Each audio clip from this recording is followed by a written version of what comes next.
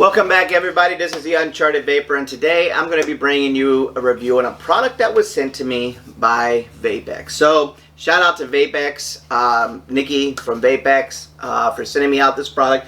But before we get started, this is going to be using the same coils we are already used to, which came with or used in the Geyser S, the Geyser 1.0 and 1.5.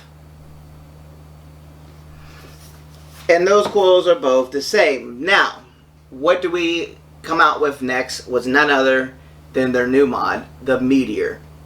This is a 2000 mAh, I believe it's 80 watts, IP68 rated device. So with that, what we're going to talk about today is going to be the VapX A1 Tank.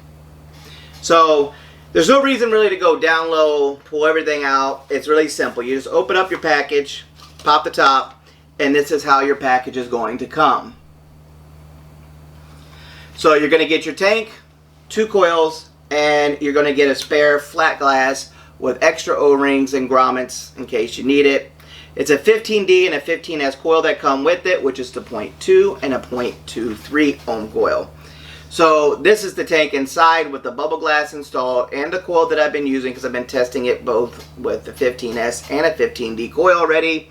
And the way you put your coil in is simply by unscrewing the bottom.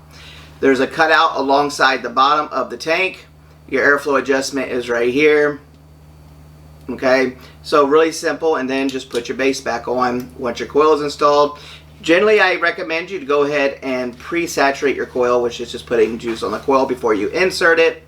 So it's ready, and then let it set for about 5 to 10 minutes. With this one, I say for around 10 minutes. Only because the coil is so big, it's got a lot of wicking.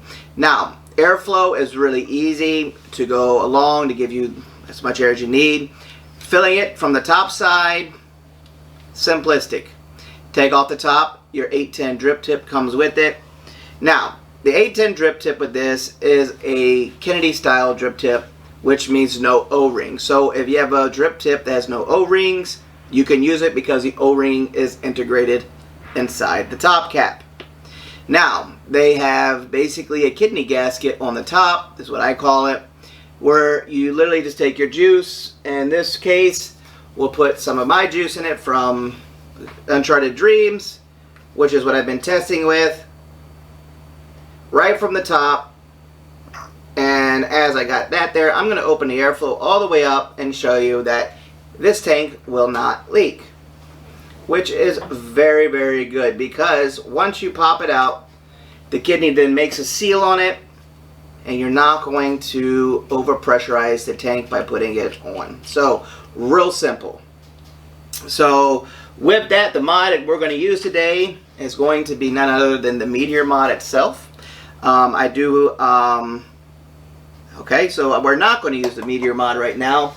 Let me get a device right in front of me. Okay, here we go. We're going to use a Renco instead. I need to get my charging base up. But 5 clicks on. We're going to bring it up to 75 watts.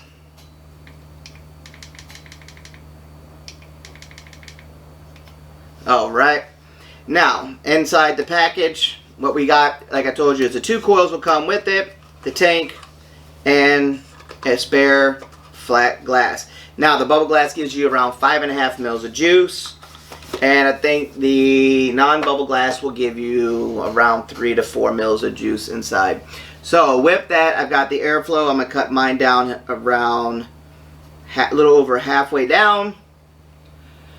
I have been using the tank. It's the same coil. That's why I did not disassemble it and do it down low, guys. There's no reason to. It's really simple understanding how this tank operates. And then I'm going to give you my subjective pros and cons and make this a real simple, easy video. So first, let's show you some vapor production off the tank with only 3 air slits open on each side.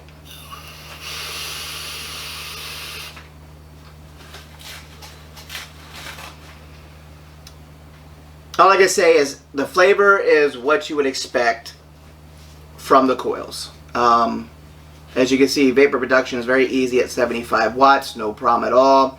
It's ohming out exactly at a 0.22, which is in that 10% or 10% threshold, whatever it is, that you have on OCCs. Now, granted, this coil has been used now for the last 3 days, I believe, and I've had no issues with dry burns, dry hits, you know, nothing like that. It wicks phenomenal. The large holes on the inside of the tank allow the juice to constantly be wicking up. Now, once you start getting low, I suggest putting more juice in it because these coils are big. These are not tiny coils, guys. These coils are that big. So they're pretty big. They're bigger than most coils that you would get. I don't have any OCCs up here right now to compare it to, but you know, if you compare it to something like that you get in a Calburn G or the RPM coil or an Geyser coil, a Vupu coil, Segele coil, these coils are massive, and I've had no issues running these at all. So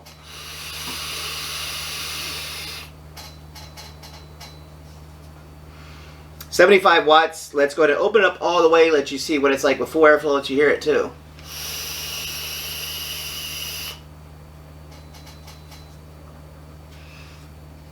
Even with the tremendous amount of airflow that this thing has, the flavor is not really changing for me. I'll give you that. The flavor is very good. I've dropped it down a little bit more to only 2 holes now.